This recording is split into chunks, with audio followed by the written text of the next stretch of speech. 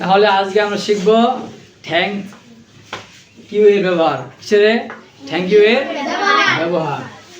এখন আমাদেরকে অনেকে সাহায্য করে না রে, টাকা দিয়ে, পয়সা দিয়ে, বুদ্ধি দিয়ে, শ্রম দিয়ে সাহায্য করে না।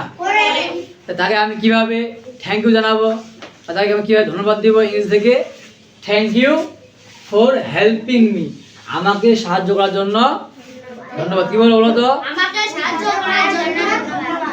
ইংরেজি থেকে কিভাবে বলবো? ইংরেজি thank you for helping me. এখন তো থ্যাংক ইউ ফর আসে না, জাস্ট আমাকে কি বসাইতে হবে?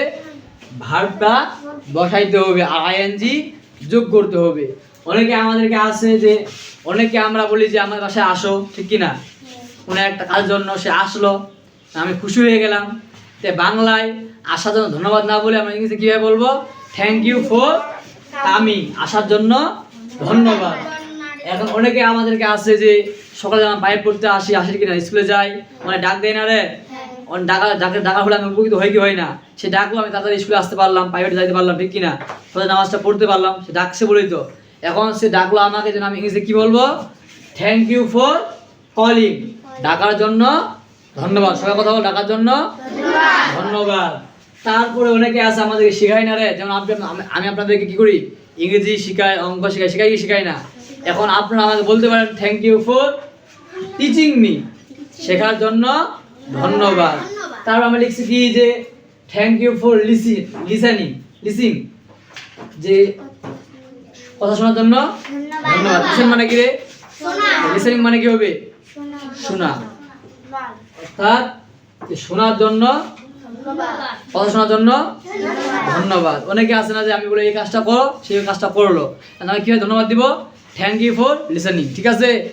তারপরে কি বলছি আমি রে, যে অনেকে আমাদের দাওয়াত দেয় না রে, দাওয়াত দেয়, ইনভাইট করে না, যে এখানে আসিও, মিলাদ মাহফিলে আসিও, দোয়া মাহফিলে আসিও, আমার বোনের বিয়েতে আসিও। সে আমার দাওয়াত দিল, ইনভাইট করলো, ঠিক আছে? ইনভাইট করার জন্য আমি কি তাকে বলবো? থ্যাংক ইউ ফর ইনভাইটিং, আমাকে আমন্ত্রণ করার জন্য ধন্যবাদ।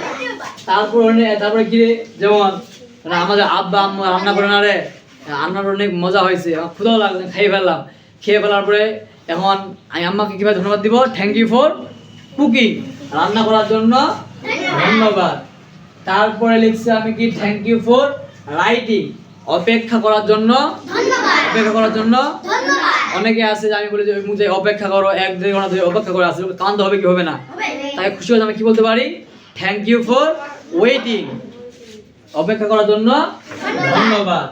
তারপর আমি লিখছি থ্যাংক ইউ ফর ক্লিনিং, পরিষ্কার করার জন্য ধন্যবাদ। ঘরটা অনেক নোংরা, অনেক অপরিষ্কার, এখন কেউ ঘরটা ঝাড়ু দিল, ভালো কাজ না নাই রে, তাই কি বলতে পারি? থ্যাংক ইউ ফর ক্লিনিং, পরিষ্কার করার জন্য, বা ক্লিনিং পরিষ্কার করার জন্য কি রে? ধন্যবাদ। তারপরে লিখছি আমি থ্যাংক ইউ ফর ট্রাইং, চেষ্টা করার জন্য ধন্যবাদ।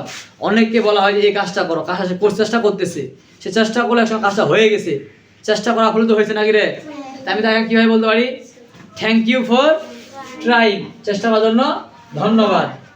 এখন তারপরে thank you for supporting me, সমর্থন করার জন্য ধন্যবাদ।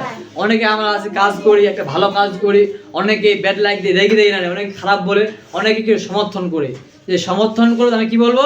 Thank you for supporting me, আমাকে সাপোর্ট করার জন্য, সমর্থন করার জন্য ধন্যবাদ। তাহলে আমরা এই যে থ্যাংক ইউ এর ব্যবহার ইনশাআল্লাহ বলতে পারবো তো? যে এখন যদি আমাকে বলে যে কেউ আমাকে একটা কোনো একটা ভালো জিনিস দেখায়, তো আমি কি বলবো?